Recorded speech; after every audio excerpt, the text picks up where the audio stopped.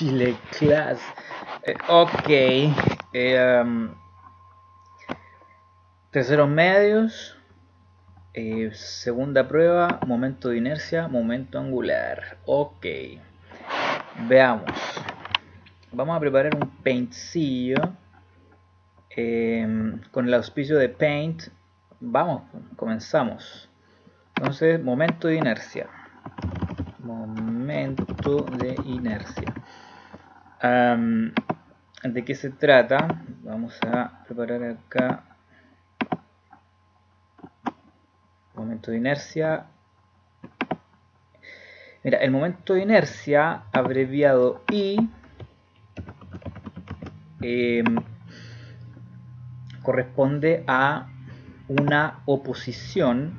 ¿Estamos bien? ¿Estamos grabando bien? Sí, estamos saliendo al aire. Es la oposición de una cierta resistencia, oposición al cambio de estado, pero de rotación. ¿Qué es eso? Cambio de estado de rotación. Que en la rotación, al igual que en el movimiento rectilíneo, o al igual que la inercia, en el rectilíneo hay dos estados. ¿Cuáles son esos estados? Esos estados son dos. Son... ¿Estas flechas? ¿Qué son esos? El reposo.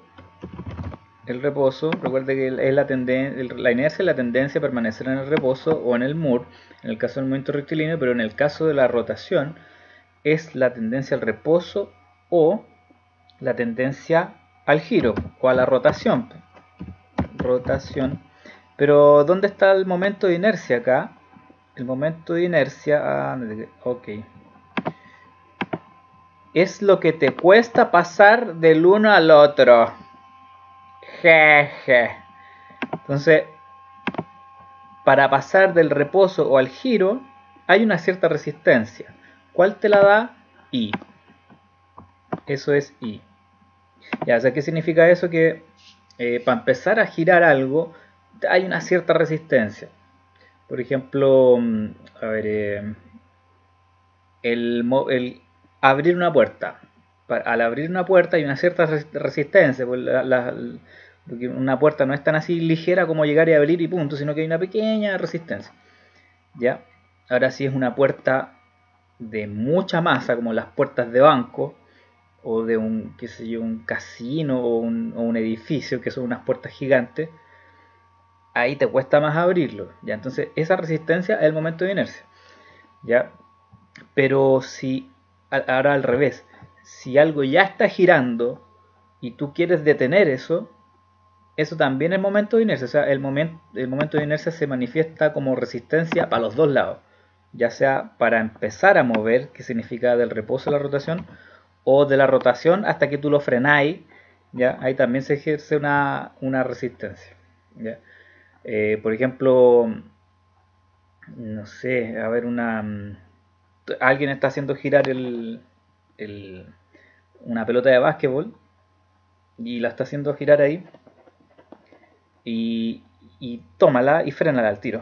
Ahí se te va a correr un poco la mano, ¿no? Porque como ya se está moviendo, entonces hay una cierta resistencia antes de frenarlo. Ya, eso también es momento de inercia. Ok, entonces, bueno, nosotros en clase ahí, nosotros hemos visto, a ver, ante la guía, hemos visto unos ejercicios mentales, unos laboratorios mentales acerca de cuál llega primero en un plano inclinado como este. ¿Ya? Lo que tratábamos de hacer entender, era que la distribución de la masa influye. Bueno, en realidad influyen varias cosas.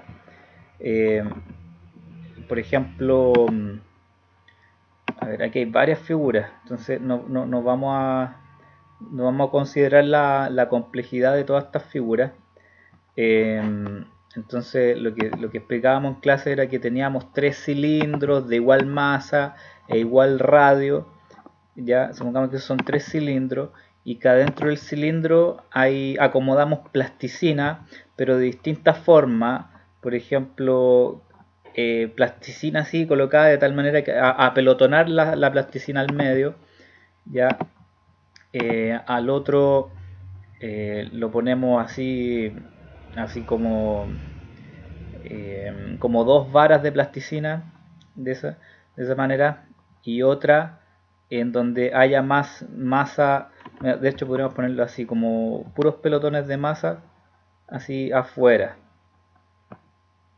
Ya, dos pelotones de plasticina ahí bien afuera. Ya, ya, una cosa así. Entonces tenemos una situación A, B y C, ya, en donde tenemos tres cilindros de igual masa y de igual radio, y adentro plasticina y la misma masa. O sea, esa masa es igual a esas dos masas y es igual a esas dos masas, de tal manera que todos son lo mismo. Todos los cilindros tienen igual cantidad de plasticina, pero distribuida de distinta manera. Entonces nosotros ponemos esos tres cilindros en un plano inclinado y ahí, pero que queden como una cosa así más, este acá y este acá. Entonces hagamos un análisis de la distribución. Ya, ese tiene el A tiene la masa más al centro, el C tiene la masa más al exterior, ya, y el B es un término medio. Entonces la pregunta es cuál va a llegar primero. ¿Ya? Entonces, ¿cuál llegará primero? ¿Cuál de los tres cilindros llegará primero a la base del plano inclinado? Entonces uno podría pensar que como tienen igual masa y tienen los mismos tamaños prácticamente, deberían llegar los tres iguales. Pero si tú lo haces en tu casa, por ejemplo, con tres cilindros de bases chicos de crispo, por decirlo así, de crisp o de Lay's o de no sé qué, pero de papas fritas de la chica, y tomas tres cilindros de plasticina y a cada uno lo distribuyes de distinta manera, vas a ver una diferencia si los pones, por ejemplo, en una mesa inclinada en la casa, la mesa del almuerzo, y los sueltas. Y por el hecho de tener distinta distribución hay cambios. ¿Cuál va a llegar primero? El A va a llegar primero. Entonces primero llega A. Primero llega A. ¿Cachala? Oye, la A promedio ahí chueco ya. ¿Cuál va a llegar último? Va a llegar último C. Y en un término medio va a llegar segundo B. Ahora, ¿por qué? Porque el momento de inercia, ¿de qué depende, oiga? Ok, ¿de qué depende? Ya, depende en primer lugar de la masa. O sea, lo que te decía recién, lo de la puerta, una puerta de banco gigante, te va a costar moverlo. Entonces la masa influye, a diferencia de una puerta promedio de casa, de macizas y toda podrida. Ok. Más liviana, entonces es más fácil hacerla girar o frenarla. Ya, masa depende de la distancia de la masa con el eje de giro. Con el eje de giro, o sea, ok. Por ejemplo, fíjate, de los tres, de estos tres ABC, C tiene la masa más alejada al eje de giro y eso lo hizo llegar último. Entonces fíjate que ahí hay una... así funciona el momento de inercia. Entonces este tiene el I más grande, C tiene el I más grande, por lo tanto le va a costar empezar a girar. Ahí está la dificultad o la oposición para pasar del reposo a la rotación. Le cuesta, entonces tiene mucho I. En cambio, A tiene la masa más cerca del eje de giro. De hecho, la masa está en el eje de giro. La mayoría de la masa, porque hay unas pequeñas como conectores con el borde.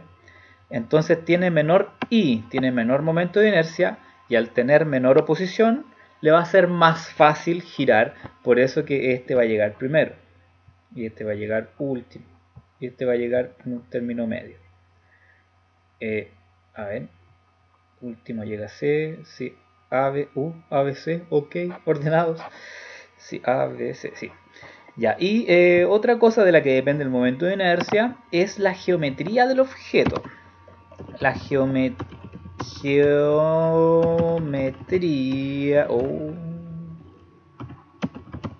del objeto.